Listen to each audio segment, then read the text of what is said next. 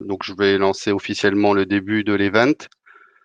Donc c'est notre premier petit déjeuner commodities en mode webinar. En fait, on a pas mal réfléchi à comment faire suite à la situation compliquée du Covid. Et pour avoir une continuité de service, on a décidé de lancer ce webinar. Euh, L'agenda est assez simple. On a une intervention de Monsieur Chalmin, ensuite d'Évariste et d'Étienne, et on finit par des questions-réponses. Donc vous pouvez poser vos questions. En fait, il y a que trois speakers, moi plus deux intervenants, et euh, et donc vous pouvez vous poser vos questions sur le côté là à droite, dans le mode public, et derrière, bah, je reprendrai les questions euh, et on les posera directement au speaker.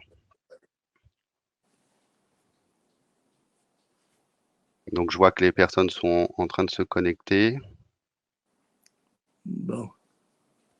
et que Philippe est revenu, je le vois. Voilà, je suis revenu. Alors Philippe, j'ai lancé l'événement, j'ai un peu briefé comment ça allait fonctionner euh, et donc on est parti hein, puisque pour pas perdre trop de temps, il est déjà 10h10. Donc Bien, vous avez le temps de parole. ok.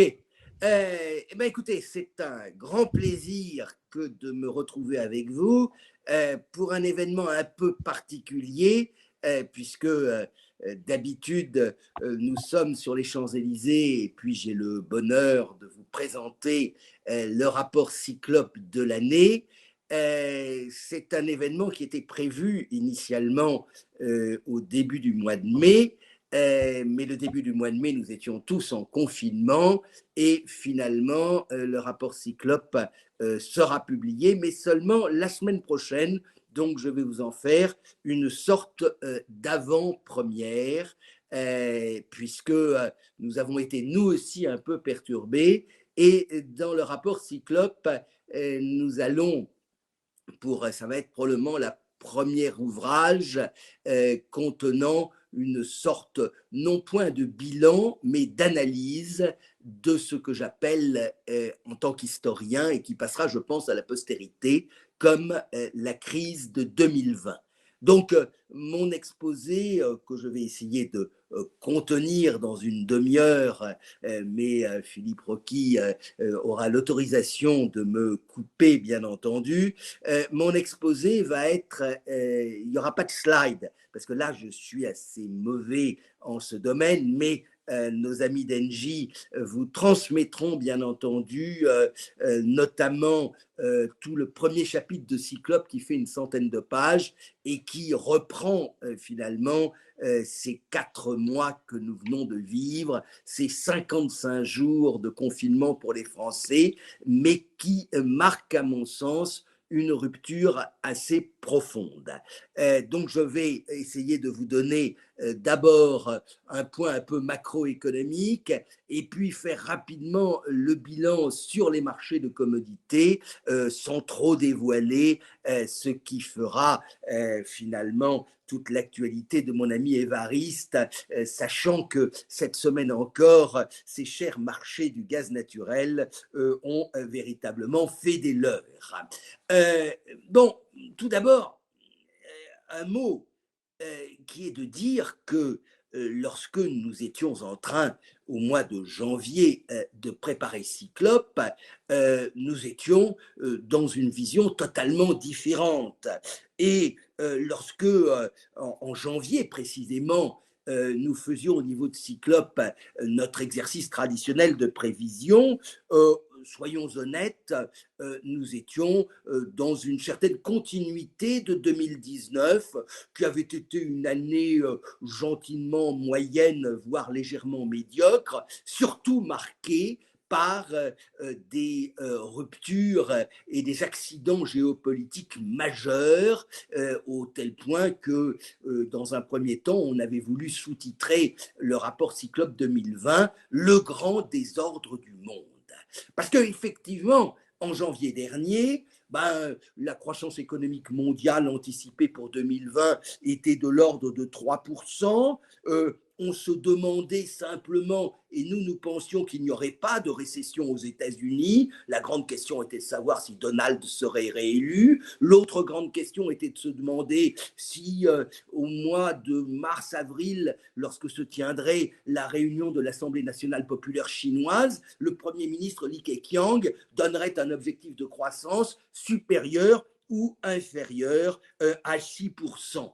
L'Europe, elle, restait dans une honnête médiocrité. Et bien entendu, la question qui apparaissait essentielle était de savoir comment est-ce que les Britanniques allaient sortir et comment allait se gérer finalement cet improbable Brexit. On espérait un peu de cette nouvelle commission, de la déclaration de Madame von der Leyen sur un Green New Deal, sans trop se faire d'illusions. Non, les vraies inquiétudes géopolitiques, début 2020, c'était quand même la situation dans le Golfe. Souvenez-vous de l'assassinat, de la mort du général iranien Soleimani à Bagdad, abattu par un drone américain. C'était la situation au Venezuela, c'était la situation au Sahel, en Libye, en Corée du Nord, etc. Et c'était ça, au fond, qui faisait l'actualité, sachant qu'il n'y avait pas de pilote dans l'avion, l'OMC était paralysé du fait de la politique américaine, la COP25 qui s'était tenue à Madrid, avait été un échec total et personne n'espérait grand-chose de la COP26 de Glasgow. L'heure était aux guerres commerciales, dans un climat quand même, alors je le remets un petit peu maintenant en avant, dans un climat d'inquiétude quant à cette mondialisation heureuse qu'on nous avait vendue. On voyait les inégalités monter, on voyait les populismes, la France ne s'en sortait pas de ses gilets jaunes, et puis la femme de l'année, c'était la petite Greta, le changement climatique inquiétait, il y avait un sursaut plutôt sympathique de la jeunesse. Et au fond, personne n'imaginait ce qui allait se passer. Je rappelle toujours qu'à Davos, je n'y étais pas, mais à Davos, le 20 janvier, eh bien, personne n'avait imaginé que, oui, il y avait déjà quelques morts dans une petite ville dont personne n'avait trop entendu parler en Chine, en dehors, qui était quand même assez marquée par sa coopération avec la France, Wuhan. On se souvenait simplement qu'au début de la révolution culturelle, c'était à Wuhan que Mao avait montré son énergie en traversant le Yangtze-Kiang à la nage. Donc vous voyez qu'on était très loin d'imaginer ce qui allait se passer. Nous sommes maintenant quasiment 5 mois plus tard, et un horrible petit personnage, baptisé d'abord coronavirus et maintenant Covid-19, cruellement médiatisé, a totalement changé la donne.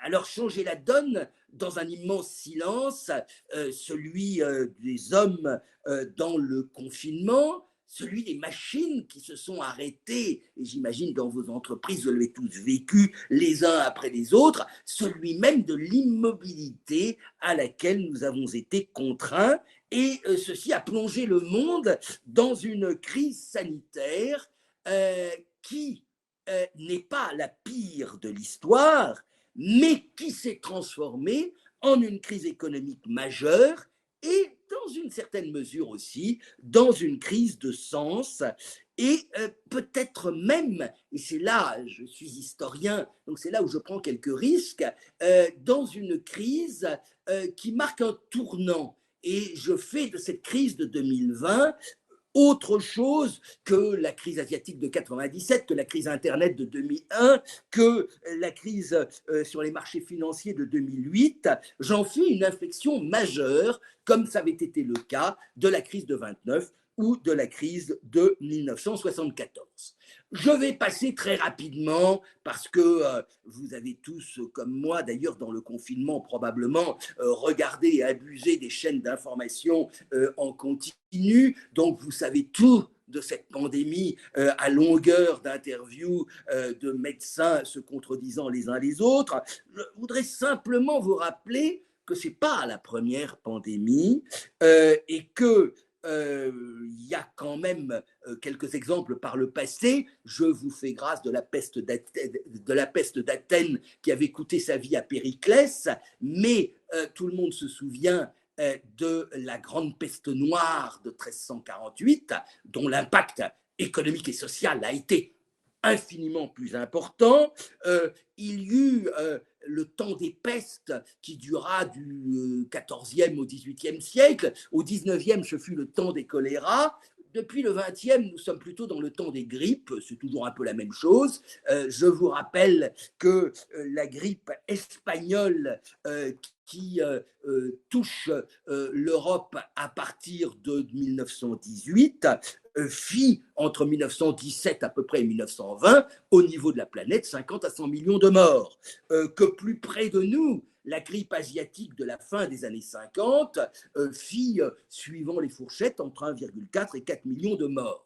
Le Covid-19, dont le bilan actuel doit être aux alentours officiellement de 250 000 et qui en réalité, si je rajoute la réalité des morts chinois, plus de 100 000, celle de l'Iran probablement au-delà de 50 000, nous sommes très probablement aux alentours du demi-million de morts directes touchés par ce Covid-19, mais je vous rappelle qu'il y a 4 millions de gens dans le monde qui ont été infectés, qui ont été touchés, votre serviteur d'ailleurs en fait partie, et que 193 pays, c'est-à-dire pratiquement tous les pays de la planète, ont été affectés.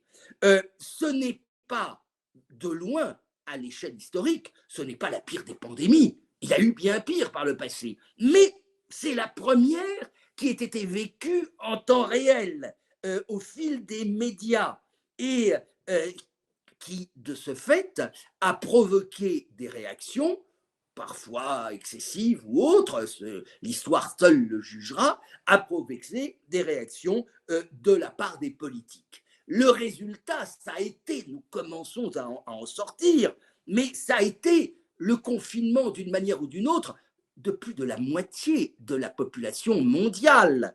Ça a été les 3/4 de la flotte aéronautique mondiale clouée au sol. Ça a été un peu partout la flambée du chômage, on est presque à 15% aux États-Unis, et ça a été la panne économique la plus forte que le monde ait connue depuis la fin de la Seconde Guerre mondiale. Alors, quelques chiffres, puisqu'on est encore au cœur de la crise. Nous venons de sortir du mois de mai qui va marquer probablement le creux le plus important dans le recul économique de la planète. Et donc, ce que nous avons ce dont nous disposons aujourd'hui, ce sont essentiellement des évaluations. Alors, les chiffres du premier trimestre 2020 ont commencé à sortir et grossièrement, nous sommes en rythme annuel à moins 4,8% aux États-Unis, à moins 5,8% en Chine, en rythme trimestriel, ce qui est quand même plus grave. En Europe, nous étions à moins 3,8%. Qui s'étageait entre les Finlandais qui gardaient juste la tête au-dessus de la ligne positive et malheureusement notre cher vieux pays qui a affiché la plus mauvaise performance économique au premier trimestre 2020 à moins 5,8%. Les chiffres d'ailleurs qui tombent les uns après les autres aujourd'hui sont en général, comme ils regardent dans le rétroviseur, sont quand même en général assez catastrophiques.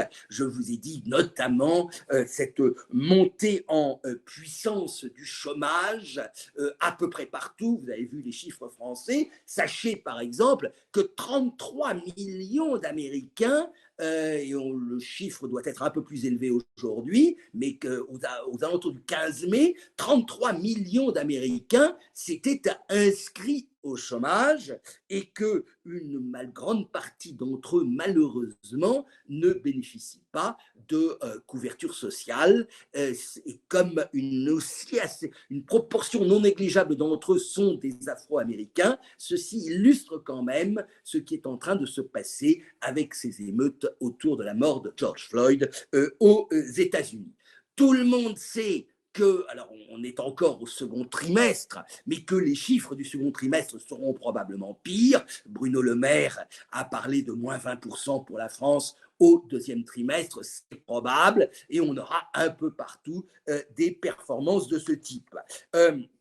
Juste pour la petite histoire, mais j'ai trouvé la comparaison tout à fait intéressante, la Banque d'Angleterre, qui, comme vous le savez, est la banque centrale la plus ancienne de la planète, puisqu'elle a été créée, la Bank of England, dans Threadneedle Street à Londres, a été créée au XVIIe siècle. Elle estime, donc elle estime que c'est le pire des hivers depuis le grand gel, The Great Frost, de 1709.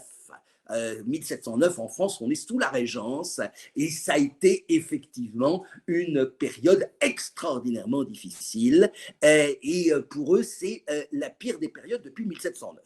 Bon, en tout cas, quand je regarde, alors pour l'instant, nous n'avons à notre disposition que les prévisions, enfin un certain nombre de banques, etc., ont sorti des prévisions. J'avoue que j'aime bien prendre la référence du FMI, qui est un peu plus neutre. Leur premier jeu de prévision remonte au 15 avril. Et le 15 avril, ils estimaient que nous aurions un recul du PIB mondial en 2020 de 3%. C'était le même FMI qui, début 2020, nous parlait d'une croissance économique mondiale de 3%. Ça nous fait donc un différentiel de 6% entre janvier et avril.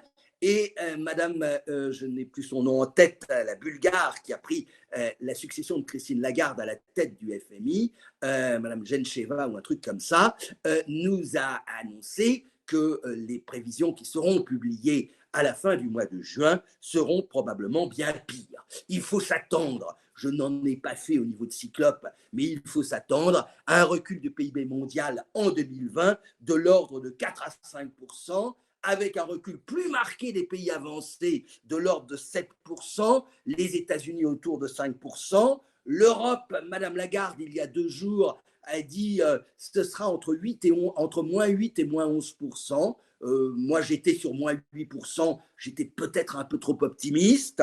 Le recul sera peut-être un peu moins marqué pour les pays émergents. Une des vraies questions, vous savez que Li Keqiang, parce que finalement, c'est maintenant que se tient la réunion de l'Assemblée nationale populaire chinoise, et dans son discours fleuve inaugural, le Premier ministre Li Keqiang n'a pas donné pour la première fois d'objectif de croissance à la Chine.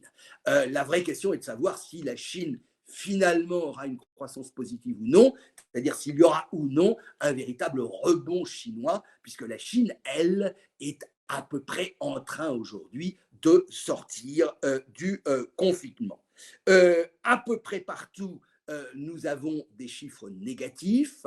Les autres pays, ce qu'on appelait autrefois les BRICS, sont presque tous en négatif. Le Brésil est en crise politique très profonde. La Russie s'en sort très médiocrement et on voit justement le Covid qui rebondit très largement dans ce pays. L'Inde va probablement afficher elle aussi une croissance négative. Donc c'est vraiment une panne économique mondiale à laquelle s'ajoute pour un certain nombre de pays les conséquences d'un événement qui s'est passé en même temps, qui est lié, mais qui nous intéresse très directement, c'est-à-dire un contre-choc pétrolier.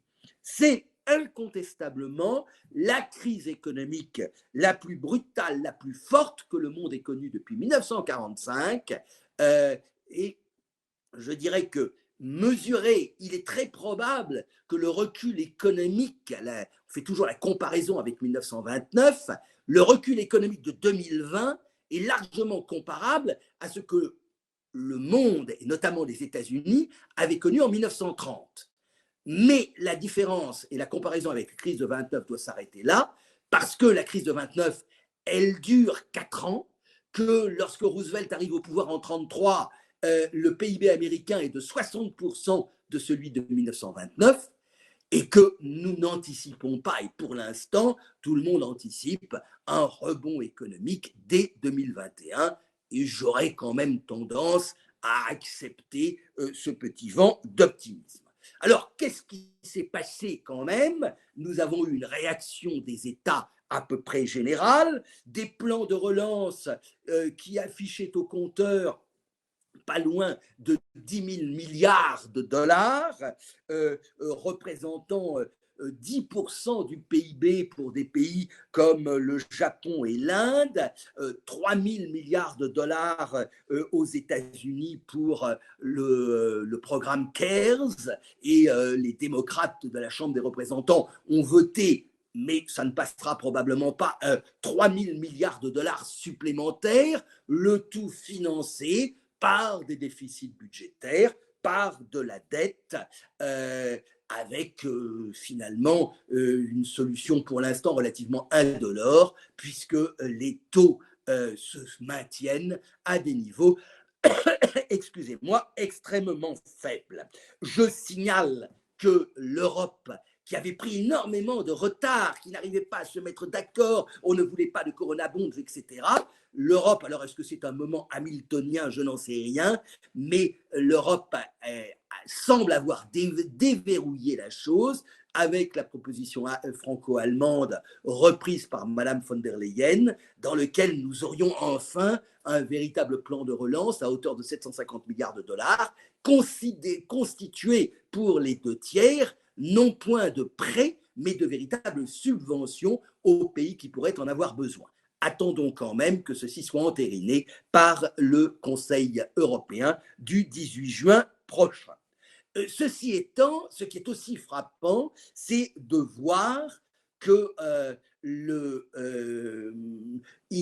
chacun a joué dans son camp. Il n'y a eu aucune concertation internationale. Alors c'est vrai que le G20, on n'a pas beaucoup de chance, est présidé par l'Arabie saoudite, et on va voir que l'Arabie saoudite n'est pas exemplaire dans toute cette histoire, mais partout, à quoi a-t-on assisté? À des fermetures de frontières, à un chacun pour soi, aucune concertation, un degré quasi zéro, et d'ailleurs, ce qui était un peu dans la continuité de 2019, un degré quasi zéro de la gouvernance internationale. L'Europe a vraiment côtoyé, parce que 2019 pour l'Europe, ça a été l'histoire du Brexit, ça a été un mercato assez mauvais pour le renouvellement de la Commission et des principaux postes européens. On ne peut pas dire que les premiers mois de Madame von der Leyen avaient été très remarquables. Là, il y a un sursaut et finalement, je crois qu'il faut, pour une fois, largement saluer la persévérance d'Emmanuel Macron, qui a réussi à pousser une Angela Merkel qui est finalement confrontée à une situation politique difficile, puisqu'elle n'a plus de dauphine, mais finalement, c'est quand même l'axe franco-allemand qui semble aujourd'hui redonner une certaine dynamique à l'Europe, même s'il ne faut pas négliger les réticences du club des radins, ce qu'on appelle les Frugal Four, les 4 frugaux, menés notamment par les Pays-Bas et l'Autriche. N'oublions pas aussi qu'il y a des réticences en Allemagne, comme l'a montré le jugement de la Cour de Karlsruhe, estimant anticonstitutionnelle une partie des politiques suivies par la Banque centrale européenne. Voilà un petit peu le chapeau, la vision générale. Que va-t-il se passer maintenant? Alors, bon, d'un point de vue macroéconomique, est-ce que l'on va avoir, alors c'est là où on regarde l'alphabet, est-ce qu'on va avoir une reprise en V? Est-ce qu'on va avoir une reprise en U? Certains pessimistes s'appuyant sur une rechute sanitaire pourraient même parler de W. En réalité, on peut se demander si il en sera de cette crise de 2020 comme il en a été de 2008, c'est-à-dire un moment traumatisant, et puis ensuite tout repart comme avant, et finalement, c'est un peu l'impression que l'on a aujourd'hui. On repart dans les inconnus sur les élections américaines, on repart sur les tensions géopolitiques dans le Golfe, entre les États-Unis et la Chine, et puis on gère comme on peut les montagnes de dettes que l'on va de plus en plus cacher dans les bilans des banques centrales. Et un peu comme, mais c'est un scénario que je ne prends pas, mais un petit peu comme après 2008, nous pourrions avoir une sorte d'euphorie qui a été celle des années 2010, de ce qu'on pourrait presque appeler de nouvelles années folles. Comme je vous l'ai dit, ma vision est un peu différente. C'est celle d'une rupture beaucoup plus profonde. Et c'est pour ça que je compare ce que nous vivons en 2020 à ce que nous avions vécu dans les années 70. Car on parle toujours de la crise de 74, c'était le premier choc pétrolier. Mais en réalité, ça n'a été qu'une étincelle qui a déclenché, à partir donc de la guerre du Kippour et du premier choc pétrolier, qui a mis fin véritablement aux 30 glorieuses, tout simplement parce que le modèle était totalement épuisé, essoufflé, que le parapluie américain ne fonctionnait plus, etc.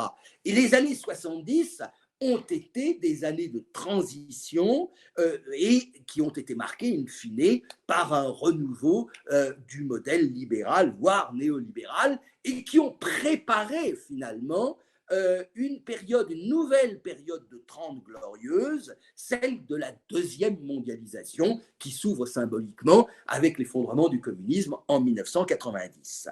Eh bien, quelque part, je me demande si nous ne sommes pas en train de vivre un petit peu la fin des 30 glorieuses de la mondialisation, parce que, effectivement, quand on regarde bien, il y avait quelques craquements, quelques fissures auparavant, que celles-ci soient politiques un peu partout avec la montée des populismes, que ce soit la contestation de la jeunesse sur le thème environnemental, la réduction un peu partout du champ de l'État-providence que la crise sanitaire a cruellement mis en évidence, et puis tous ces déséquilibres géoéconomiques, géopolitiques qui provoqués en particulier par l'émergence de la Chine et ses ambitions sur les routes de la foi. Alors, comme je suis historien, j'aime bien essayer de... Finalement, on aurait eu 1929, c'était la crise du marché et l'invention de l'État-providence, la fin des années folles, mais les années 70, ça a été justement la crise de l'économie mixte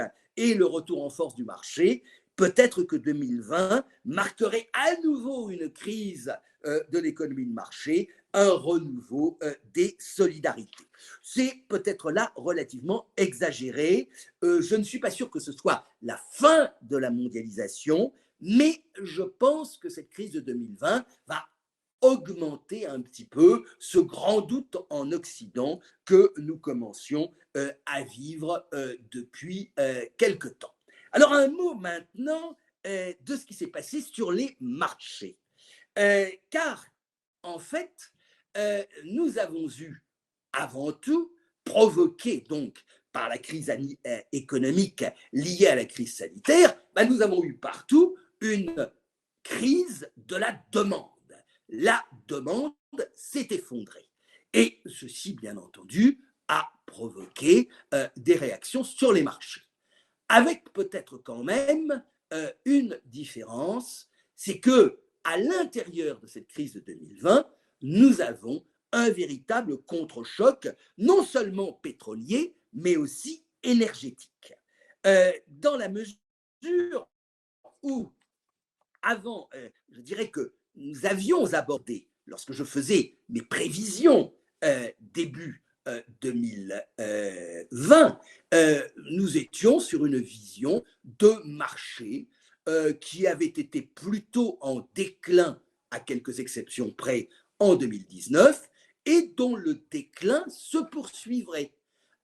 C'était le cas pour l'énergie, c'était le cas dans le monde agricole, c'était le cas sur les marchés des minerais et métaux qui, pour la plupart, étaient marqués par des situations plutôt excédentaires, par des doutes quant à la pérennité de la demande chinoise, et puis sur le domaine agricole, par une situation, alors là, que personne n'avait totalement, enfin, sur lequel on n'avait aucune maîtrise, qui était la succession d'excellentes récoltes, pratiquement pas de catastrophes climatiques où que ce soit dans le monde, avec peut-être l'exception, vous vous en souvenez, de l'Australie et des incendies provoqués par la sécheresse.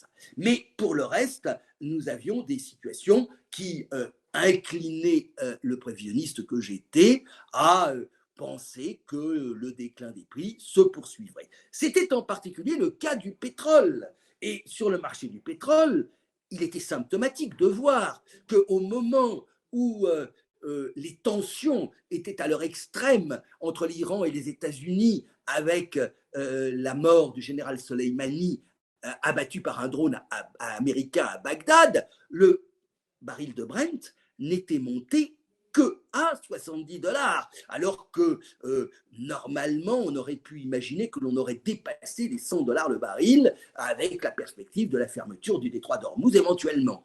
Mais nous étions sur un marché largement excédentaire. On pensait en janvier que le marché était excédentaire de l'ordre de 1 à 1,5 million de barils jour. C'est dans ce contexte que l'Arabie saoudite, dont la grande affaire avait été, souvenez-vous, on l'a un peu oublié, mais la grande affaire de l'automne 2019 sur les marchés pétroliers, c'est l'introduction en bourse de Saudi Aramco. Et Mohamed bin Salman, que j'ai tendance, alors je pense que vous êtes tous des hommes d'énergie, donc vous avez tous dans votre bibliothèque Tintin au pays de l'or noir, eh bien je trouve que Mohamed bin Salman a des ressemblances extraordinaires avec l'horrible petit Abdallah, le fils de l'émir, qui est le sale gosse dans toute son expression.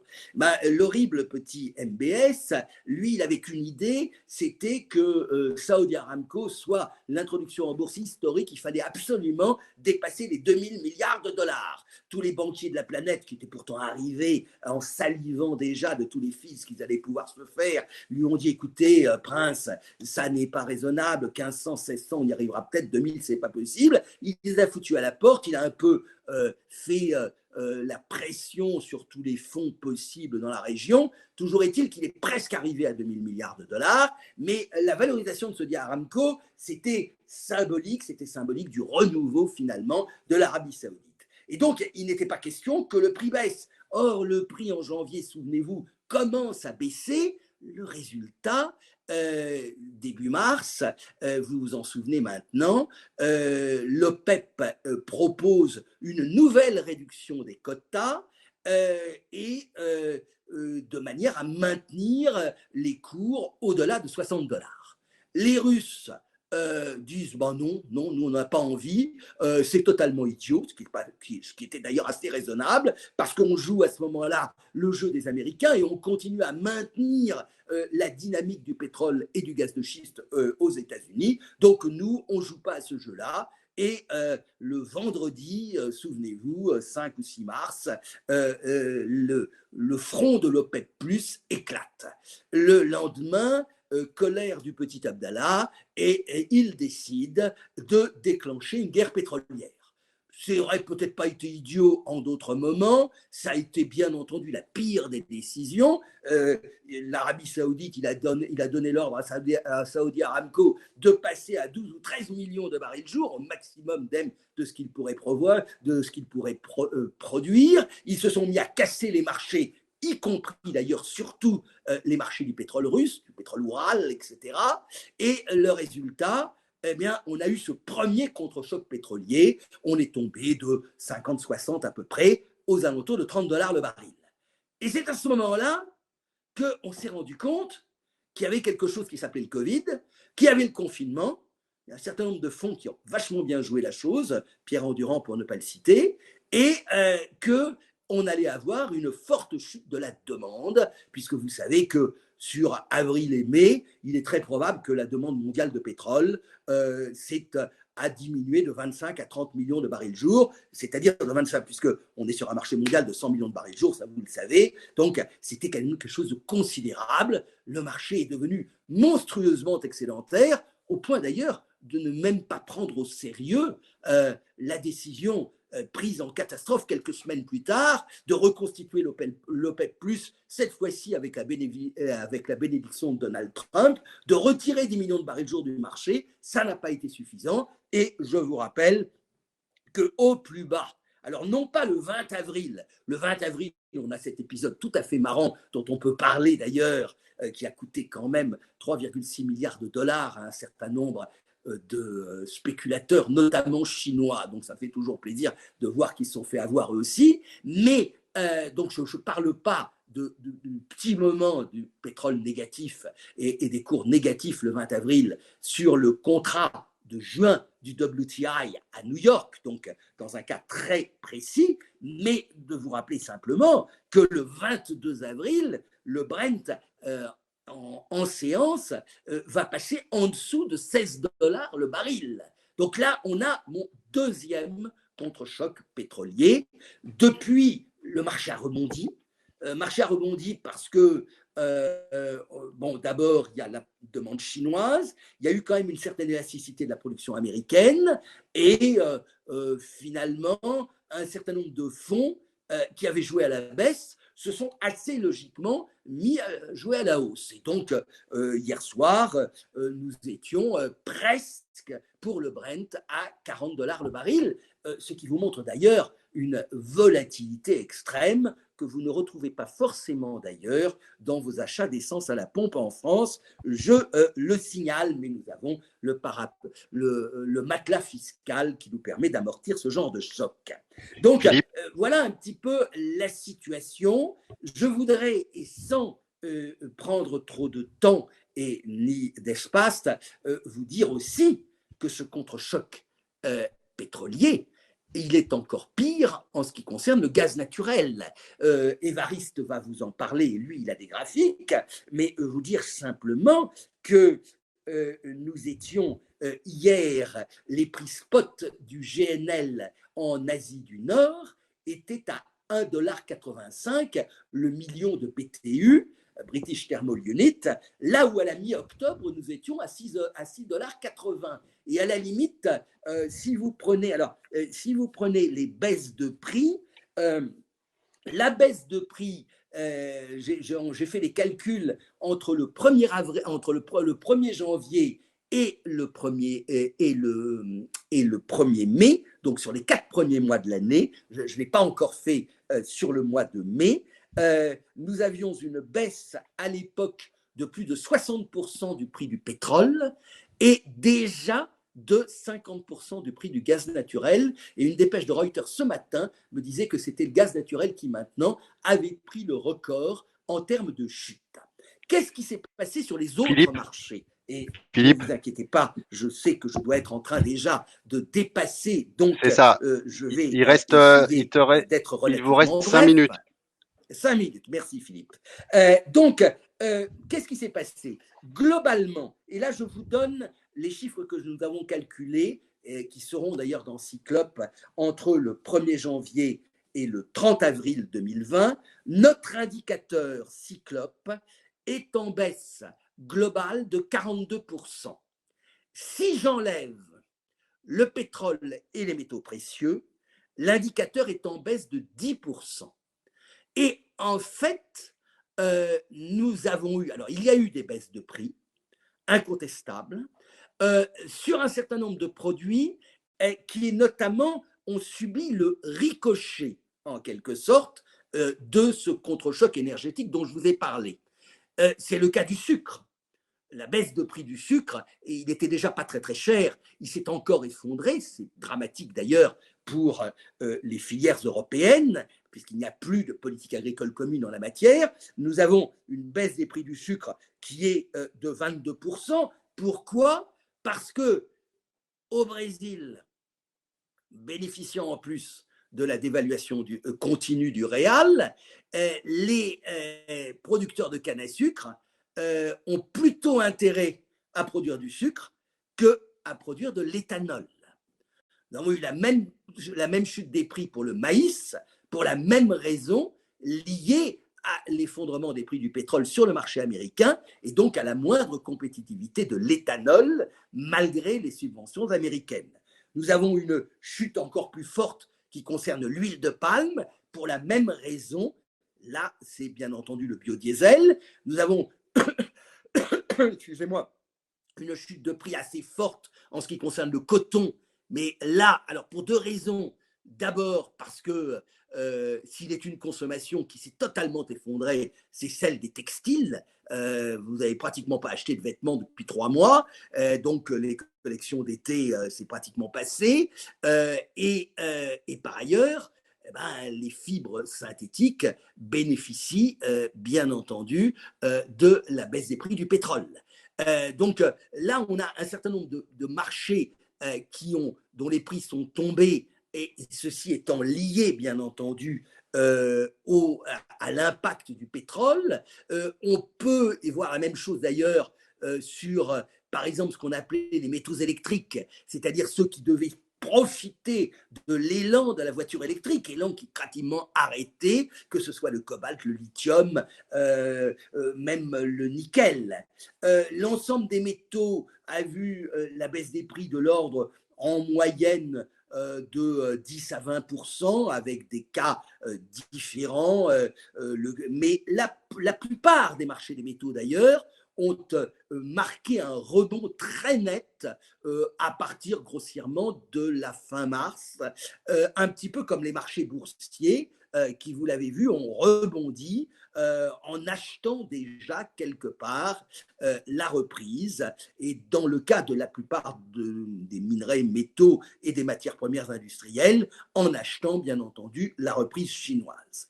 Enfin, alors que on en a beaucoup parlé dans la presse, tout le monde a parlé d'une crise alimentaire, il n'y a pas eu de crise alimentaire. Et ça, c'est vraiment de la fake news absolue. Il y a eu effectivement quelques achats de précaution de la part d'un certain nombre de gouvernements, un petit peu comme les ménages qui sont allés vider les linéaires de supermarchés de leurs pâtes et de leur farine. L'Égypte, l'Algérie ont un peu fait des achats de précaution, ce qui fait qu'en fin de campagne, quelques pays ont mis en place des limitations à l'exportation, la Russie pour le blé, le Vietnam pour le riz, et on a eu effectivement un petit peu de hausse des prix qui se sont maintenus, ce qui est une bonne chose d'ailleurs pour un pays comme la France, qui fait une superbe campagne d'exportation à des prix tout à fait soutenus en matière de blé cette année. Mais nous venons d'avoir, sont sorties hier les prévisions pour la campagne 2020-2021 du Conseil international des grains. Jamais le monde, nous avons une météo parfaite, et malgré les craintes de sécheresse dans un pays comme la France, ça n'est pas essentiel, et normalement, le monde dépasserait pour la première fois la barre des 3,3 milliards de tonnes de grains au sens américain, c'est-à-dire céréales oléoprotéagineux. Voilà, donc une situation sur les marchés de matières premières finalement qui ont subi bien entendu les conséquences de cette crise de la demande. Un peu partout, bien entendu, les budgets d'investissement se sont réduits. L'heure est au serrage de ceinture, mais je dirais que ça n'est point trop dramatique en la matière. La vraie histoire, effectivement, les deux histoires finalement que nous racontent ces premiers mois et que vous racontez le rapport Cyclope, c'est bien entendu la crise économique et ce contre-choc énergétique que nous vivons. Voilà, j'en ai à peu près terminé. Alors, une chose simplement, une petite explication, vous verrez la couverture du rapport Cyclope, et elle, nous ne l'avons pas changée parce que ça tombait bien. Nous avions pris, on a toujours une référence un peu littéraire ou artistique, et cette année, nous avions pris une fresque très très célèbre italienne qui a été peinte en 1336 à Sienne et qui est une allégorie des effets du mauvais gouvernement. Allegoria ed effetti del cattivo governo. Ça a été peint par Ambrogio Lorenzetti et c'est un petit peu une fresque un peu mythique que vous trouvez au Palazzo Pubblico de Sienne. Et c'est vrai que quelque part, c'était ça surtout qui nous avait frappé, cette incapacité du monde à se gouverner. Je ne suis pas sûr que la crise de 2020 ait totalement changé les choses. Là, notre couverture a pris d'autant plus d'actualité que malheureusement, ce pauvre Ambrogio Lorenzetti est mort de la peste noire qui se déclenche 10 ans plus tard, qui va supprimer pratiquement la moitié de la population de Sienne en 1348. Voilà un petit peu ce qui explique que nous soyons restés là-dedans. Et simplement, pour conclure, je voudrais vous rappeler celui qui a probablement fait un best-seller en ces temps de confinement. Tout le monde a bien entendu relu La peste de Camus et je voudrais simplement vous relire les dernières lignes de La peste de Camus. Le jour viendra où pour le malheur et l'enseignement des hommes, la peste réveillera ses rats et les enverra mourir dans une cité heureuse. Je ne suis pas sûr que nous étions totalement heureux, mais en tout cas, cette crise aura mis un terme à ces 30 glorieuses de la mondialisation heureuse. Voilà, je m'excuse, j'ai été atrocement long. Merci Évariste, Philippe. comme d'habitude, tu es habitué, mais je pense que sur le gaz naturel, tu as des choses passionnantes à nous raconter. Merci. Merci Philippe. Donc c'est Évariste qui va enchaîner. Donc Évariste, d'un point de vue timing, ça va. On n'est pas trop en retard. Ouais, essayez de voir si vous m'entendez, me voyez. Ah, eh ben c'est nickel. À toi Bon, la main. j'ai parfois des problèmes de connexion, donc si ça arrive, je pense qu'on va désactiver dans un premier temps la caméra.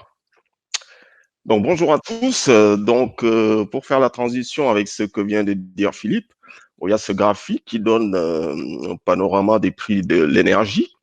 Philippe a parlé de la forte baisse de la demande parce que véritablement dans une crise de la demande.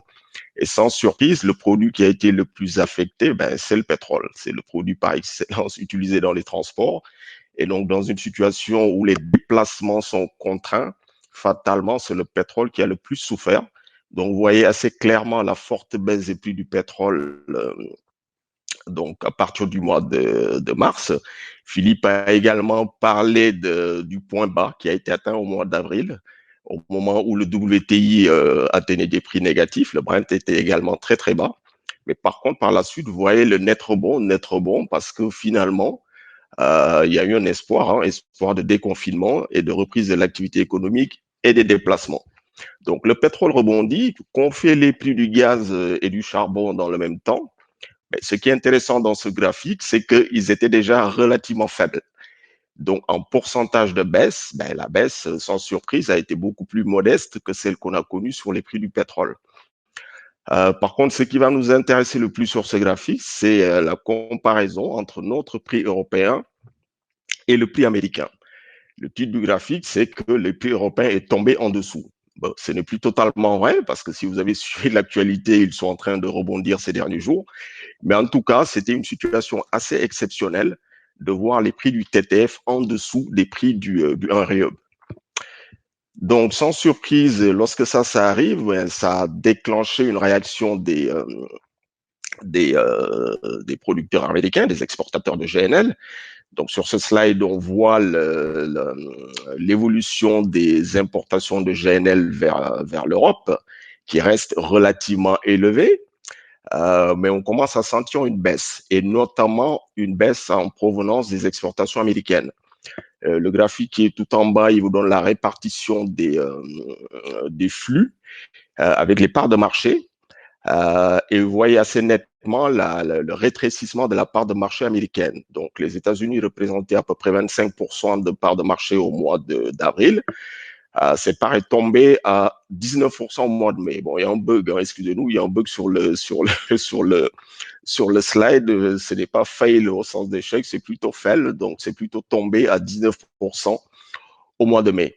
Donc, ce qui est une réaction normale de la part de producteurs qui commencent à perdre de l'argent. Donc, vous avez tous entendu les annulations des cargos de GNL américains, donc sur le mois de juin, qui se poursuivent sur le mois de juillet. Et vu les niveaux de prix, il y a des chances que ça se poursuive pendant tout l'été.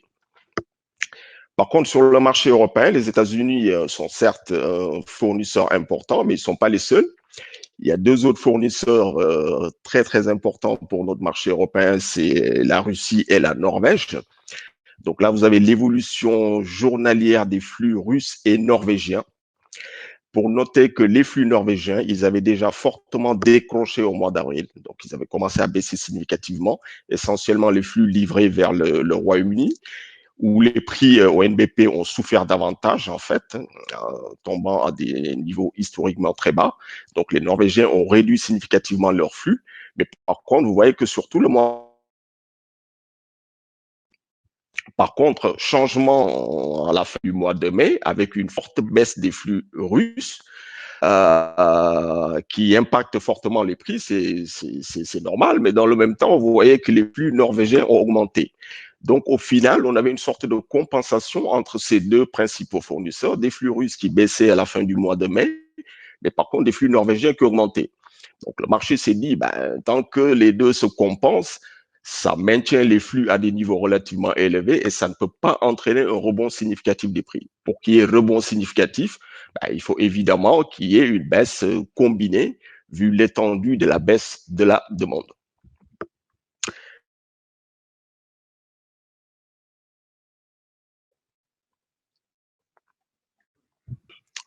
Donc là, on va faire un bilan. Donc, on a parlé des flux russes, des flux américains, des flux norvégiens.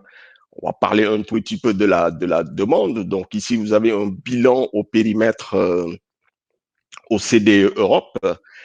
Euh, donc, sans surprise, la demande européenne de gaz a fortement baissé à partir du début du confinement. Donc, au mois de mars, on estime qu'on a dû perdre à peu près 8%. Ça s'est intensifié en avril et en mai.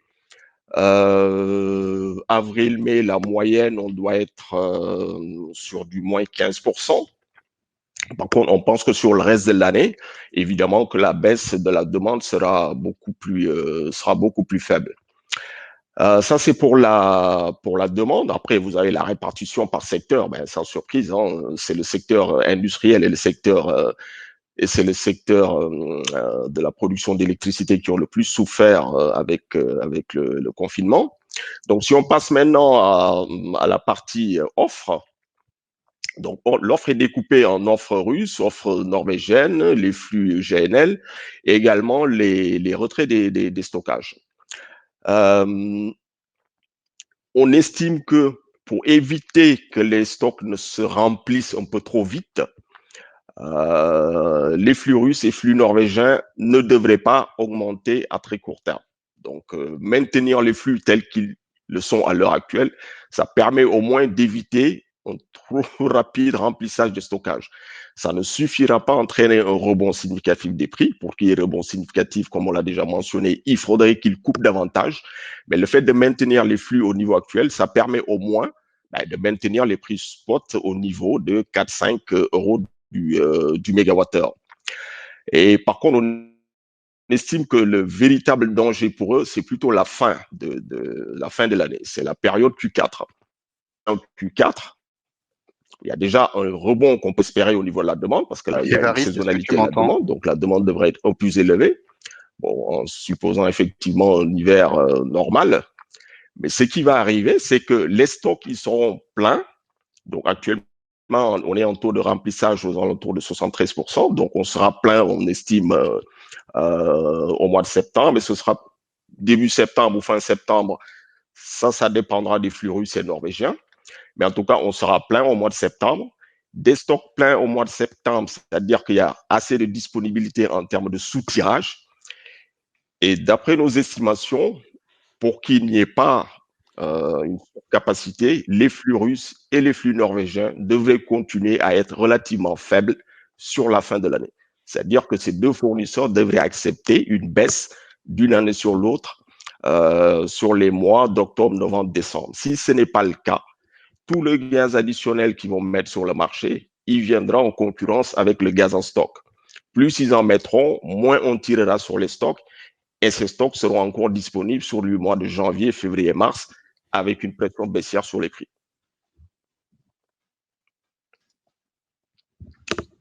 Donc les prix, on va maintenant en parler. Donc sur ce graphique, on a l'évolution des prix spot, les prix Monsaed. Donc vous voyez déjà la forte corrélation entre le spot et le Monsaed, donc le D-Head et le Monsaed. Par contre, ce qui est intéressant, c'est que le Monsaed, on l'a jusqu'en historique, hein, jusqu'au Monsaed du mois de juin. Ensuite, on regarde la courbe forward. Et sur la courbe forward, on voit bien la saisonnalité. Qu'est-ce qui va se passer? C'est que sur l'été, on peut déjà se poser la question de savoir est-ce qu'on risque d'avoir des prix négatifs.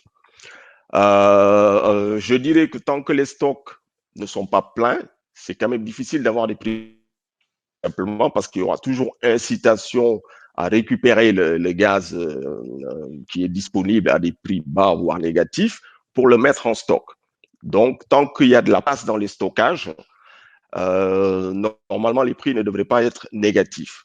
Il y a quand même un bémol. C'est-à-dire qu'il faut que la forme de la courbe justifie quand même cet achat pour mettre en stock. C'est-à-dire que le prix hiver, le prix un peu plus loin, donc j'achète au mois de juin ou j'achète en juillet parce que j'espère qu'au mois de septembre, au mois d'octobre, je vendrai plus cher.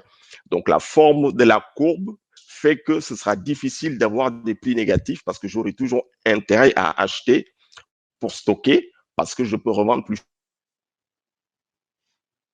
seront pleins, probablement au mois de septembre. L'offre doit s'adapter à la demande sous risque d'avoir des prix négatifs. On ne peut plus récupérer pour mettre en stock. Donc, obligatoirement, l'offre doit s'ajuster à la demande. On n'en est pas encore là. C'est juste pour vous dire que si prix négatif il doit y avoir, probablement, il faudra attendre la fin de l'été, donc le mois de septembre, pour voir comment le bilan offre-demande sera à cette période-là. Donc, ça, c'est le premier point. Le second point est peut-être plus intéressant. C'est la question de savoir est-ce que la saisonnalité du marché du gaz sera mise à mal cette année. D'où vient cette saisonnalité? Rappelez-vous le slide précédent, donc la demande de gaz en Europe. Évariste, Elle est très saisonnalisée. Évariste, est-ce que tu m'entends? Donc la demande résidentielle, donc elle augmente fortement. Évariste, tu m'entends? Oui, je t'entends. Est-ce que tu peux basculer Oui. que sur le micro, s'il te plaît, parce que de temps en temps c'est bon et puis il n'y a que toi qui peux couper. Ben, yes, super, merci. Je supprime la caméra. Bon, désolé. Hein. Parfait. Pas de souci, merci bon Évariste. Donc, nickel. Est-ce que la saisonnalité, elle sera mise à mal cette année? Donc, cette saisonnalité, elle vient donc de la saisonnalité de la demande. Normalement, la demande hivernale est plus élevée que la demande estivale. Du coup, l'offre, que ce soit l'offre russe, l'offre norvégienne, l'offre de GNL, en général, elle ne suffit pas à satisfaire toute la demande et on est obligé de tirer sur les stockages. Mais vous vous rendez bien compte que si, en fait, l'appel au stockage n'est pas très élevé, parce que la demande est faible, parce que l'offre russe est élevée, parce que l'offre norvégienne est élevée, mais du coup, on économise sur les stocks et ces stocks-là vont venir en pression sur les prix. Et dans ce cas de figure, on peut avoir des prix hiver qui se comportent potentiellement comme des prix d'été. On n'en est pas encore là, mais c'est le risque si jamais les fournisseurs, que ce soit les Norvégiens, les Russes ou le GNL, ne s'adaptent pas à l'évolution de la demande. On va passer rapidement au slide suivant. Donc, on a parlé du spot, mais ce qui va vous intéresser aussi, c'est la façon dont les prix spot vont se transmettre au prix de la courbe lointaine notamment. Bon, il y a une corrélation assez nette, hein, si vous regardez le graphique en haut à gauche. Il y a une corrélation assez nette entre les prix spot, donc ici c'est la moyenne 1 an qu'on calcule, en moyenne 1 an des prix spot, versus le year end. Donc il y a une corrélation. Donc le year end prend des indications du spot pour donner un niveau de prix. Et après, bon, on a tout un tas de calculs. Bon, je vous passe les détails. Hein. Est-ce qu'on peut s'attendre à que ça continue à baisser? Si on maintient les niveaux actuels, des prix forward, ben, on va finir l'année en moyenne de prix spot aux alentours de 7. Est-ce qu'à ce moment-là, le contrat calendaire pourra tomber à 7? Ça me paraît assez compliqué parce que vous voyez bien qu'il y a toujours une sorte de prime que le marché met par rapport au spot parce qu'on ne sait jamais ce qui va se passer en 2021, surtout mais qu'il y aura un rebond de la croissance économique et que derrière, ça va soutenir la demande de gaz. Donc, le 7 nous semble assez compliqué à obtenir, mais bon, ça peut quand même jouer, ça peut continuer à impacter la courbe forward. Donc, sur le slide suivant, on va conclure avec le contrat calendaire, encore une fois, avec une projection qu'on avait déjà montrée lors des interventions précédentes et que moi j'aime bien, ça donne un canal. Donc, ça vous dit, bon, on est sur une tendance baissière sur le TTF CAL 21. Si on maintient la tendance baissière, qu'est-ce que ça peut donner dans le futur? Du coup, bon, je peux comprendre que vous vous trouviez confronté à un dilemme. Hein. La question, c'est que les prix sont bas, ça c'est sûr. Est-ce que c'est le moment de fixer? Ben, il y a tout un tas de raisons pour fixer, hein, ne serait-ce que parce que on est proche des points bas.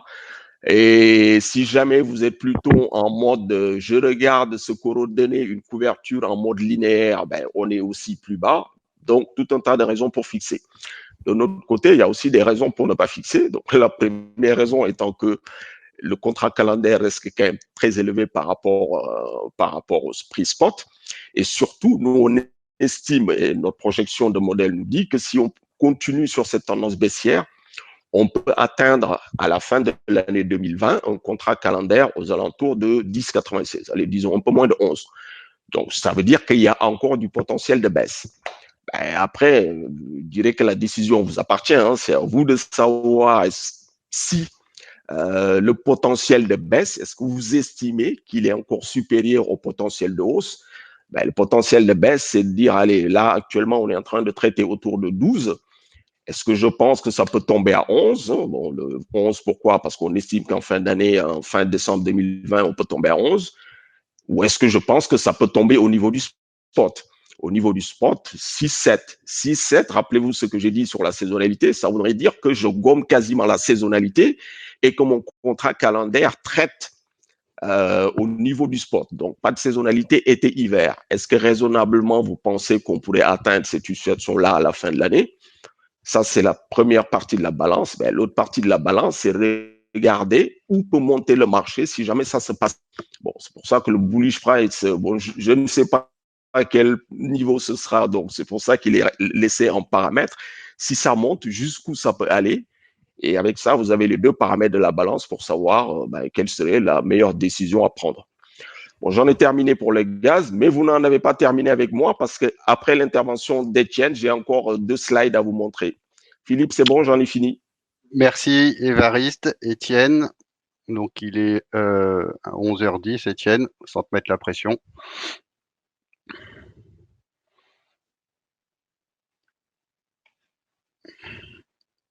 Donc je bascule le slide.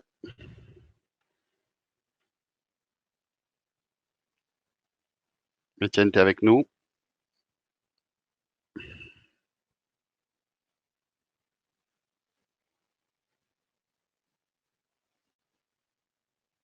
Bonjour, vous m'entendez du coup? Ok, super. Ok, bah écoutez, bonjour à tous. Je vais effectivement vous présenter les dernières évolutions du marché du carbone et de l'électricité en Europe.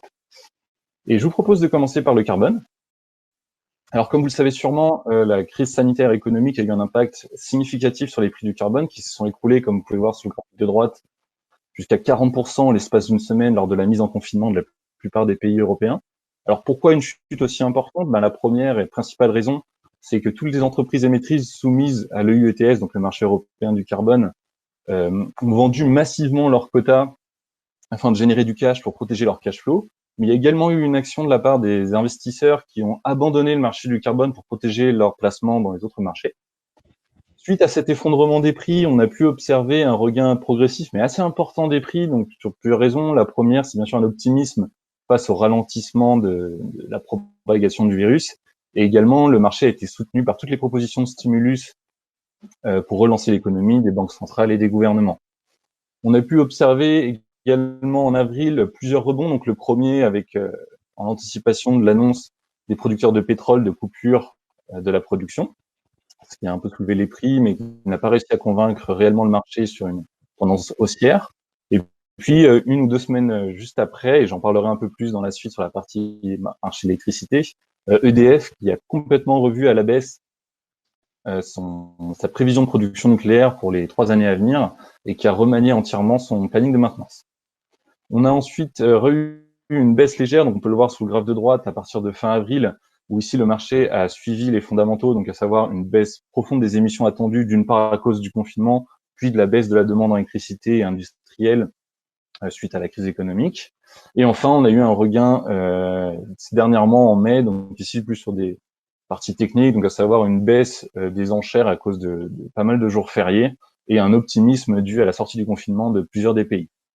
Alors, ce qu'il faut retenir de cette crise sur le marché du carbone, c'est qu'une fois la chute drastique finie, le marché a été dominé principalement par les spéculateurs.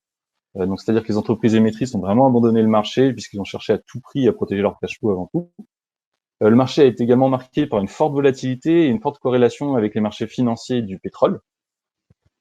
Et aujourd'hui, on a eu un regain des prix, donc on peut le voir encore une fois sur le graphe en haut à droite, proche de 10% des niveaux pré-crise, donc ce qui semble très élevé. Surtout considérer que on estime aujourd'hui la diminution des émissions pour 2020 entre 15 et 25%. Alors bien sûr, ce n'est pas définitif puisqu'il reste encore quelques mois de l'année pour 2020. Et comme on peut le voir sur le graphe, en 2019, les émissions vérifiées ont été estimées à 1,537 milliard de tonnes, soit une baisse de 8,6% par rapport à 2018. Donc on s'attend à 2020 à une baisse 2 à 3 fois supérieure. Donc aujourd'hui, une baisse de uniquement 10% des prix par rapport au niveau pré-Covid semble un peu faible. Alors ça me permet de faire une transition vers l'outlook. Pourquoi ? À court terme, on s'attend donc à une correction légèrement à la baisse. En effet, la plupart des analystes avaient prédit des prix à 19 € pour le Q2. Aujourd'hui, on a observé une résistance assez forte du marché, donc on s'attend, je pense que les prévisions étaient légèrement relevées, mais on s'attend toutefois à une correction à la baisse. À moyen Étienne? terme, il y a encore... Oui. Oui, excuse-moi, est-ce que tu peux rebasculer uniquement sur la partie micro parce que a priori ça coupe un petit peu chez certaines personnes. Merci beaucoup. Ok, excusez-moi, puis n'hésitez pas à interrompre si ça coupe Non, non, plus. c'est bien, merci. Donc, à moyen terme, comme je l'ai dit, il y a encore énormément d'incertitudes. Les prix du carbone vont dépendre beaucoup du regain de l'industrie et de la demande en électricité. Donc, si la demande reprend rapidement et que le marché, enfin le secteur industriel regagne rapidement également, on pourrait revoir une augmentation des émissions et donc de la demande en quota. À l'inverse, une deuxième vague de virus pourrait faire s'effondrer les prix vraiment, et pourquoi pas vers 10 € de la tonne. À long terme, on estime que l'Union européenne va chercher à réformer le marché du carbone pour pouvoir soutenir les prix. En effet, ce marché, l'objectif initial était de soutenir, plutôt d'inciter aux réductions d'émissions dans le cadre des objectifs du protocole de Kyoto. Donc on cherche vraiment à avoir des prix élevés pour inciter les entreprises et centrales et autres à réduire leurs émissions. Et donc pour cela, suite à la crise économique et bien sûr à la baisse de la demande, on attend des réformes de la part de l'Union européenne. Donc il faut savoir que la Commission européenne avait lancé une étude qu'elle devait rendre en septembre prochain sur un renforcement des ambitions climatiques, donc notamment via le Green Deal, pour passer d'un objectif de réduction de 40% des émissions par rapport au niveau de 90 à un niveau de 50-55%. Donc cette étude a pour objectif d'analyser les conséquences de ce renforcement des ambitions. Mais on pourrait également avoir une intervention sur d'autres facteurs, typiquement la Market Stability Reserve, qui absorbe chaque année le surplus des quotas en circulation. On pourrait également avoir un renforcement du coefficient de réduction linéaire, donc qui définit le niveau total de quotas mis en circulation chaque année. Donc voilà, pour le marché du carbone, à une vision long terme, qui toutefois prend du temps, parce que chaque réforme, évidemment, prend du temps à être mise en place, pourrait fortement évoluer dans un sens ou dans l'autre, suivant ce que la Commission européenne mettra en place. Je vous propose maintenant de passer à l'électricité. Alors, quel a été l'impact de la crise sur le marché de l'électricité? Alors, principalement sur la demande, évidemment. On voit sur le graphe de gauche qui sont donc la consommation moyenne hebdomadaire de 4 pays européens qui nous intéressent. Donc, c'est des données corrigées des effets climatiques.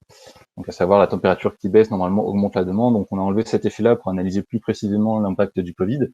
Alors, évidemment, l'Italie, qu'on voit en vert, a été le premier pays affecté et l'épicentre pendant un moment de la maladie en Europe. Elle a été fortement touchée. On voit qu'il y a une baisse de la consommation jusqu'à entre 26 et 28% pour le pic. La France également a été fortement touchée et a été en plus le pays où l'impact a été le plus rapide. Parce que si les autres pays ont atteint leur niveau le plus bas de demande au bout de la 3e semaine de confinement, la France a atteint son niveau le plus bas dès la 2e. Donc avec une diminution de la demande en moyenne entre 23 et 26%. Je pense qu'il est intéressant aussi de parler de la Belgique, qui elle a été plutôt résistante, alors tout en relatif bien sûr, par rapport aux autres pays, puisqu'on voit que la demande n'a baissé que de 21 à 23%, donc de 1 à 5% de moins que les autres pays européens. Mais un autre effet qu'on a pu constater également, et là je vous invite à regarder le graphique de droite, ça a été le comportement de cette demande, qui a été fortement altéré également par la crise. Donc ici, c'est la demande française, puisque c'est le plus visible sur cette demande que c'est le plus visible. Donc on a eu la saisonnalité hebdomadaire qui a été fortement impactée. Comme vous le savez, normalement, la consommation est élevée en semaine pour toutes les activités commerciales et industrielles, et plus faible le week-end. Et là, on a pu observer un véritable aplatissement de cette demande lors des premières semaines de confinement. On a eu également une forte diminution de l'écart entre la demande de pic et la demande de base. Donc ici, c'est facilement explicable par le télétravail mis en place par la plupart des entreprises, qui a donc augmenté la demande domestique et réduit cette demande de pic. Alors toutefois, ces dernières semaines, on a pu observer un regain. Alors ce graphe présente l'écart entre la consommation hebdomadaire en 2019 et la semaine correspondante en 2020. Donc on voit bien que dès les 2-3 premières semaines de confinement, on a eu une chute drastique de cette demande, mais on peut observer dans les semaines qui ont suivi un certain regain. Aujourd'hui en France, on estime avoir un niveau toujours entre 5 et 8% en dessous du niveau de 2019. Alors c'est bien sûr à relativiser, puisqu'avec les jours fériés, ça peut provoquer certaines imprécisions sur cette évaluation, mais voilà, en ordre de grandeur, on estime à peu près ça. Vous pouvez voir que la Belgique, on est à 1 plus 1%, mais en réalité, quand on voit avant la mise en confinement, la demande belge était supérieure à celle de 2019 en 2020, donc on estime que le Covid a toujours un impact sur la demande belge. Et l'Espagne, quant à elle, conserve une diminution assez importante et finalement un regain assez faible aujourd'hui. Alors, autre sujet qui a pas mal marqué le marché de l'électricité ces dernières semaines, c'est bien sûr le remaniement par EDF de ses objectifs de production nucléaire et de son planning de maintenance. Alors, mi-avril, vous en avez sûrement entendu parler, EDF a réduit ses objectifs de production nucléaire de 370-390 TWh pour 2020 à 300 TWh, donc une réduction vraiment drastique et significative pour plusieurs raisons. Alors, bien sûr, en anticipation de la baisse de la demande suite au Covid, mais également à cause du confinement. Et en effet, si EDF a pu garder en fonctionnement ses centrales nucléaires, le personnel a été réduit au minimum. On a vraiment gardé que le personnel essentiel, ce qui a mis en pause toutes les maintenances préventives, les maintenances décennales et les arrêts pour rechargement du combustible. Et donc, pour éviter toute insécurité d'approvisionnement cet hiver, EDF a dû complètement remanier son planning de maintenance pour les 6 mois et l'année à venir. Alors, la conséquence de ça, elle a été une semaine plus tard dans cette déclaration REMIT de disponibilité nucléaire, où EDF a étendu la maintenance de plus de 40 réacteurs, donc soit 45 gigawatts, jusqu'à 3 mois, ce qui correspond à une baisse de 41 TWh pour 2020. Donc EDF, via ces maintenances, cherche aussi à étendre et à provoquer certains arrêts en anticipation pour rechargement du combustible. Donc il va chercher vraiment à économiser le combustible pour maximiser la disponibilité nucléaire cet hiver. Toujours dans ce cadre, EDF en début mai a reformaté encore, revu son planning de maintenance. Cette fois-ci, il a rediminué la disponibilité pour les prochains mois, donc plutôt pour les mois d'été, Q2, Q3, afin de réaugmenter légèrement le niveau. Donc on voit bien qu'il y a une augmentation de plus de 2,5 gigawatts en hiver, encore une fois dans le but d'essayer d'assurer la sécurité de l'approvisionnement. Alors, Éric Dutheil, qui est donc le Head of Nucléaire d'EDF, a annoncé qu'il pourrait y avoir d'autres remaniements. Toutefois, récemment, l'ASN a indiqué que le planning était en grande partie fixé, donc on ne devrait plus avoir de remaniement aussi drastique qu'on a vu mi-mai. mais il faut s'attendre quand même, encore une fois, à des modulations dans les mois à venir. Enfin, je vous propose de parler des prix, qui je pense vous intéresse tous. Donc, commençons par le spot rapidement. On voit ici, donc, sur le graphe en haut à gauche, que le confinement a eu un impact assez important. On a perdu presque 10 € sur les prix spot. D'autant plus qu'il faut savoir qu'au moment du confinement, les températures ont baissé, donc ce qui a permis de limiter cette baisse des prix, donc qui aurait pu être bien plus importante. Et on observe ces dernières semaines un léger regain des prix. Maintenant, concernant le contrat qu'on appelé benchmark, donc le CAL 21, le marché électricité a été fortement corrélé au carbone durant la crise et a perdu la corrélation en partie, bien sûr, avec le gaz et le charbon. Donc on voit bien, on observe les mêmes variations que sur le marché du carbone, avec une chute très importante lors de la mise en confinement mi-mars et un certain regain avec, comme je vous l'ai dit, les réunions des producteurs de pétrole et bien sûr les annonces d'EDF. Alors ces annonces d'EDF, si elles ont eu un rebond sur tous les marchés ponctuels, elles ont eu un fort impact sur le marché français. On peut voir qu'il s'est décorrélé des autres marchés, vraiment en anticipation. Donc le marché a eu peur quelque part d'une tension potentielle pour cet hiver. Parce que bien sûr, une faiblesse de la production nucléaire entraînerait une augmentation de la production thermique et forcément des prix. Et ça se manifeste essentiellement sur le Q4 20. Donc on voit vraiment ici que le Q4 a énormément augmenté ces dernières semaines. Donc toutefois, encore une fois, en anticipation de cette tension potentielle du système. Donc c'est tout pour moi. Je vais repasser la main à Évariste qui va vous présenter une analyse technique des prix. Merci.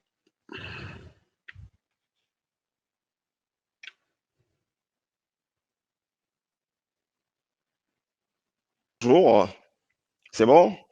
Yes. Donc, en fait, l'idée, c'est de faire un peu le parallèle par rapport à ce qu'on a déjà fait sur les gaz, en regardant le contrat calendaire France, baseload, en 2021. Et ce qu'on constate, donc, contrairement à ce qu'on avait sur les gaz, sur le On t'a spot, perdu.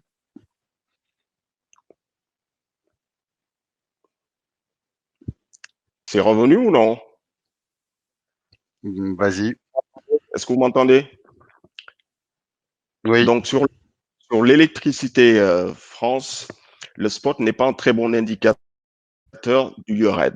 Donc, vous le voyez sur le graphique qui est quand même assez parlant. Le spot est encore en train de baisser, la moyenne un an, alors que le contrat France 2021 remonte. Il y a des raisons fondamentales à cela. Donc, il y a effectivement les inquiétudes sur le nucléaire. Mais en tout cas, on compte pour avoir une vue sur le contrat calendaire. L'autre élément, c'est que même si on regarde également du côté des combustibles, c'est pour ça que je vous ai rajouté le graphique qui est à droite. Bon, il y a certes la moyenne un an, mais il y a également les coûts des combustibles, notamment le gaz propre. Ce n'est pas non plus un très bon indicateur. Donc, si vous regardez le début de l'hiver 2020-2021, alors que le gaz est plutôt raisonnable, à des niveaux plutôt faibles, ben, on a des prix électricité qui sont quand même très, très élevés parce que sur la France, ben, l'inquiétude, c'est effectivement sur l'évolution des sparks. On va montrer sur slide suivant. Donc, lorsqu'on regarde les spark de France, ils sont très élevés. Ils sont très élevés et donc là, c'est une invite à réfléchir peut-être comme un producteur d'électricité. Vous ne l'êtes pas, mais vous verrez qu'il y a quand même un parallèle. Le producteur d'électricité, c'est quoi son problème? Ben, lui, il achète du gaz. Bon, on parle du producteur qui a une centrale à gaz. Il achète du gaz, il vend de l'électricité. Donc, l'objectif, c'est de maximiser ce spread. Et qu'est-ce qu'il fait pour couvrir ce spread? Ben, il va acheter du gaz physiquement et il va vendre de l'électricité. Et lorsque vous regardez le graphique, effectivement, le spark spread, il est relativement élevé et il a tout intérêt à le faire à ce moment-là. Vous, votre problématique, c'est d'acheter du gaz et de l'électricité. Mais on va se rendre compte que vous avez à peu près la même problématique. Parce que notre objectif, c'est de minimiser les coûts, la somme des coûts, gaz et électricité. Si on simplifie, ben, je vous passe les volumes achetés pour l'un ou l'autre. Donc, supposons que vous achetez les mêmes volumes, gaz et électricité. à la fin, ce que vous avez à optimiser, c'est cette formule-là. J'essaie de minimiser un coût qui est composé du gaz, qui est composé du CO2 et qui est composé du spark spread. J'estime qu'à l'heure actuelle, et bon, après, c'est à vous de décider, si je regarde ces trois composantes, finalement, ce sont ces trois composantes où vous avez du risque. Vous n'avez pas envie peut-être de rester exposé sur la totalité des trois composantes, mais dans ce cas, ce qu'il faut faire, c'est regarder parmi ces trois-là où est-ce que je pense que le prix est peut-être proche de son vrai prix, qui n'est pas surévalué, et proposer de fixer donc sur cette composante-là et de rester flottant sur les autres. Après ce qu'on a dit sur le gaz, on pourrait estimer, on estime que sur les gaz, les prix sont quand même plutôt proches de la cible. Donc, si j'avais à fixer, ce serait plutôt fixer les gaz et rester flottant sur le CO2 et sur le spark spread. Dans un raisonnement de court terme, c'est une stratégie de hedging. Donc, je hedge là où j'estime que le prix est proche de son vrai prix. Pour les autres, je reste flottant. Mais on peut même voir plus loin, en fait. Parce que dit cette formule? Cette formule nous dit tout simplement que si j'ai la possibilité de rester sur du gaz, si j'estime élevé structurellement, il l'est sur 2021, mais lorsque l'on regarde la courbe, il l'est également sur des échéances plus lointaines. C'est comme si j'essayais de me débarrasser de ma consommation d'électricité. Dès que c'est possible, je bascule sur du gaz ou de l'électricité parce que la composante spark spread est trop élevée. Il ne sert à rien de convertir le gaz pour en faire de l'électricité si cette conversion-là coûte trop cher, en fait. C'est ce que dit cette formule. Donc, on veut dire que si j'ai à choisir entre une chaudière gaz et une chaudière électrique, évidemment, on est dans des décisions d'investissement, on n'est plus véritablement sur une stratégie de hedge de court terme. Là, j'en ai terminé. Je pense qu'on pourrait passer maintenant à la petite question-réponse. Oui, tout à fait, Évariste. En plus, ça tombe bien parce qu'il y a deux questions pour le moment pour toi. Donc une question de Monsieur Cambre. Le Brent remonte, ce qui pousse les prix gaz indexé pétrole vers le haut. La cible de 11 euros tient-elle compte de ce phénomène? Donc je pense que c'était avec ton slide ici. Ok, Voilà. très bien. En fait, la hausse du Brent va évidemment faire monter l'excès de pétrole, mais après, il faut tenir compte de la demande. En Europe, on a de moins en moins en fait du gaz indexé pétrole. Par contre, en Asie, ils en ont encore beaucoup. Mais si vous vous souvenez du premier slide qu'on a montré, malgré la hausse des prix du Brent, le JKM asiatique ne monte pas. Tout simplement parce qu'ils sont eux aussi confrontés à une problématique de baisse de la demande. C'est-à-dire que je tire sur les gaz indexés pétrole qui, du coup, est le plus cher lorsque j'ai une pression de demande qui monte. Là, j'en ai pas. C'est-à-dire que ce gaz indexé pétrole, c'est celui que je vais appeler en dernier. Pour le moment, je vais tirer sur le gaz spot qui est moins cher. Et vu que la demande est faible, je n'ai pas beaucoup besoin d'aller tirer sur le gaz indexé pétrole. Donc, je dirais que pour l'instant, la hausse des prix du pétrole est inoffensive vu l'état de la demande. Et comme on pense que la demande va rester relativement faible, il n'y a pas de raison que le gaz suive le pétrole. Donc, le 11, il tient compte de cette perspective de relative faiblesse de la demande et donc du fait que le gaz va rester relativement faible par rapport au pétrole. Ok, merci Évariste. On va enchaîner un peu sur le même thème de Louisa Rejal. Faut-il commencer à fixer du gaz Cal 22? Donc, très bonne question parce que ça rejoint en fait le dernier slide que j'ai montré. Bon, vous regardez le gaz, mais vous êtes certainement aussi consommateur d'électricité. Bon, parfois, dans certaines entreprises, c'est pas le même acheteur qui achète le gaz que celui qui achète l'électricité. Mais pour l'entreprise, de façon globale, ce qui est intéressant, c'est couvrir à la fois gaz et électricité. Donc, la formule nous dit que nous, on a le sentiment que le gaz est bas par rapport à l'électricité, notamment en France. Bon, c'est peut-être pas tellement vrai pour les autres, mais en tout cas, France. C'est-à-dire que j'ai déjà une incitation à fixer les gaz par lui-même si je n'achetais que du gaz. Mais si je regarde de façon plus globale, j'ai encore plus d'incitation à acheter le gaz vu que l'électricité est chère. Donc, mon entreprise va fixer les gaz, rester ouvert sur l'électricité. Et ça commence à être intéressant même sur les problématiques très lointaines, donc le CAL 22. Donc, de mon point de vue, oui, ça se regarde. Il faut commencer déjà Moi, du gaz CAL 22. ouais, moi Oui, j'ajouterais, tout dépend voilà, si la personne a déjà ou pas commencé à hedger. En termes de gestion du risque, s'il y a aucune fixation qui ont été faites sur le CAL 22, il faut commencer. mon conseil, ça serait quand même de profiter de ces prix bas. Ouais. On ne sait pas ce qui va se passer et est-ce qu'on a touché un point bas. Ok, donc la dame a répondu, donc elle a pris 10%. Moi, j'augmenterai un petit peu, mais et puis comme d'habitude, un borné avec un profit, un stop loss, et puis si on touche une décible, y Ouais. aller. Il y avait d'autres questions. Alors, je vais rester avec toi. Il semblerait qu'en fait, ça a coupé sur les explications des Clean Spark. Ouais. Donc c'est énergie, s'il y a une coupure de son, est-ce que tu peux reprendre la partie de ta conclusion sur les Clean Spark, Fred? Donc, Donc j'ai remis donc le slide. ouais, c'est ça. Donc, l'idée, c'est de faire le parallèle avec l'électricité. Donc, après, on bascule sur les consommations industrielles. Donc, j'achète du gaz et de l'électricité. La formule, le prix de l'électricité, je le décompose par ses composantes. C'est le coût du combustible, c'est gaz plus CO2 plus le spark spread. Donc, du coup, je reviens sur ma formule globale. Le gaz, je l'isole. Donc, c'est-à-dire que j'essaie de minimiser coût du gaz, plus coût du CO2, plus coût du spark spread. Le spark spread, on est d'accord qu'il est très élevé, c'est-à-dire que dès l'instant où je peux limiter ma consommation d'électricité, je la limite parce que le marché français demande trop cher pour convertir du gaz en électricité, en fait. C'est ce que dit la formule. Donc, si moi, je peux l'éviter parce que je réduis ma consommation d'électricité à court terme, mais je peux aussi l'éviter parce que dans mes décisions d'investissement, tout à l'heure, il y a une question sur 2022. 2022, je peux déjà regarder. Est-ce que j'ai intérêt à avoir un outil de production qui consomme de l'électricité et qui va me coûter cher ou est-ce que je reste sur une consommation gaz, en fait? Donc, à vous de voir où est-ce que vous voulez, sur quels paramètres vous voulez jouer. Donc, que ce soit à très court terme pour du hedge financier, une couverture financière de court terme, ou même sur la durée par rapport à des décisions d'investissement. Merci Évariste. Alors il y avait une demande de... Plus clair? Oui, pour moi ça l'était. Alors on va regarder si la réponse l'est. Je pense que oui.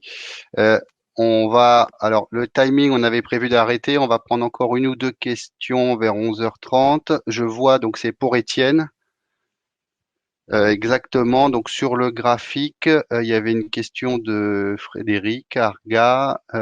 Et comment peut-on expliquer la légère hausse de la conso en avril malgré le maintien du confinement versus les 2 dernières semaines de mars? Donc ça prend un tout petit peu de temps. On peut pas avoir tout le monde en même temps. Alors, vous Donc m'entendez? voilà, Étienne a repris la main. Alors, merci Philippe. Alors, il peut y avoir plusieurs raisons. Donc, la première, et c'est celle qui me semble la plus logique, c'est que les 2 premières semaines, ça a été vraiment des semaines où toutes les activités ont été coupées. Donc, tout a été stoppé. Alors que début avril, les industries et toutes les activités qui ont pu repartir légèrement se sont adaptées, ont commencé à s'adapter. Il y a eu également certaines industries qui ont été relancées, typiquement les industries chimiques, pour participer à la production de gel hydroalcoolique. Donc voilà, je pense que les 2 premières semaines, ça a été vraiment le choc de l'arrêt complet des activités et que début avril, celles-ci ont commencé à s'adapter au confinement et à essayer de pouvoir redémarrer en très faible partie leur activité. Ok, merci. Alors, je pense qu'on a fait le tour de l'ensemble des questions. Je voulais quand même essayer de garder le timing d'1 heure et demie parce que voilà, on a tous une activité. Je suis désolé pour un peu ce temps. J'ai l'impression qu'il n'y a pas d'autres questions. Est-ce que vous en avez vu? Donc, je ne sais pas si Philippe Chalmin est toujours là. Donc, je voulais le remercier et également Évariste. Et puis, surtout Damien et Maëlys qui nous ont permis d'avoir les ventes en version digitale dans un timing très serré. Donc, on voit pas forcément tout le travail accompli, mais je voulais les remercier. La dernière chose que je voulais vous dire, on va essayer, donc on verra en fonction de l'évolution du Covid, mais on essaye de prévoir un petit déjeuner physique sur le mois de novembre. Donc je pense que d'ici là, on verra bien, mais voilà l'objectif. Et puis comme l'avait dit Monsieur Chalmin, on vous enverra le premier chapitre du Cyclope en avant-première, puisqu'il ne sera publié que la semaine prochaine, si j'ai bien tout résumé. Voilà. Est-ce que Philippe est toujours là? On peut le basculer, Dounia?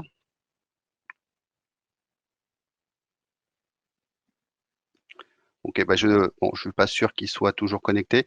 Et on prévoit également de le faire intervenir sur la session du mois de novembre. Voilà, je voulais bah, tous vous remercier de votre présence pour cette nouvelle édition. Et en fonction de votre feedback, on verra si on continuera pas sur ce format-là qui peut être aussi pratique pour vos activités.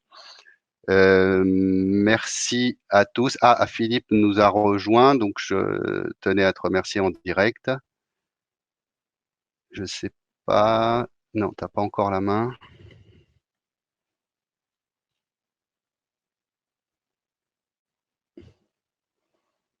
Ça met un peu de temps pour se connecter, désolé. J'étais coupé dans ma conclusion. Pas très grave.